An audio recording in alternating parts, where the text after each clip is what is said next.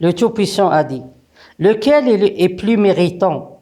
Est-ce que celui qui a fondé son édifice sur la piété et l'agrément de Dieu, ou bien celui qui a placé les assises de sa construction sur le bord d'une falaise croulante et qui croula avec lui dans le feu de l'enfer? Et Dieu ne guide pas les injustes, les gens injustes. La construction qu'ils ont édifiée sera toujours une source de doute dans leur cœur, jusqu'à ce que leur cœur se déchire. Et Dieu est omniscient et sage. Dieu Tout-Puissant protège les croyants contre toutes les maladies, et ceci grâce au ruisseau de la guérison. En effet, ce ruisseau les guérit de toutes les maladies, progressivement, puis il leur garantit la guérison instantanée, c'est-à-dire qu'il les guérit de la maladie dès son apparition.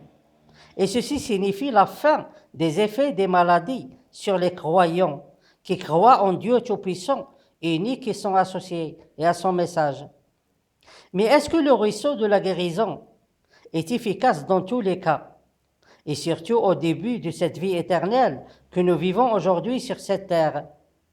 Par exemple, si l'homme boit un poison, est-ce que le ruisseau de la guérison est capable de réparer les dégâts instantanément au début? Et est-ce qu'il peut faire de même contre les gaz toxiques et le poison des serpents de la génération Cobra? En d'autres termes, est-ce que le ruisseau de la guérison peut transformer l'homme en Superman?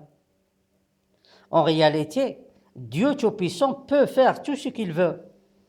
Et il peut faire de l'homme un Superman. Mais Dieu Tout-Puissant est pour tout le monde. Et si tous les gens deviennent des Superman qui volent dans le ciel, alors dans ce cas, les voleurs volants vont commencer à voler les avions dans le ciel. Et en plus, si tout le monde devient des Superman, alors c'est comme si on n'a rien fait. Et si un seul doit être un Superman, comme dans les films, alors qui doit être choisi? Et si on arrive à choisir un seul homme, alors les gens, et comme d'habitude, vont oublier Dieu Tout-Puissant et se diriger vers le Superman.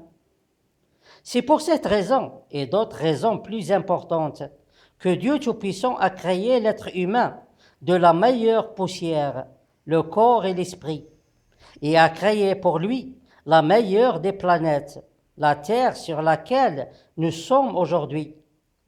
Et il a récompensé le croyant par le meilleur jardin, la vie éternelle que nous vivons aujourd'hui.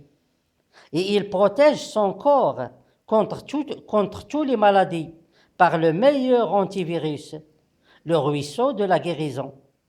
Et tout cela sous le contrôle du meilleur créateur, Dieu Tout-Puissant lui-même. Et bien sûr, il y a beaucoup d'autres choses, même si cela suffit pour vivre des siècles sans s'ennuyer.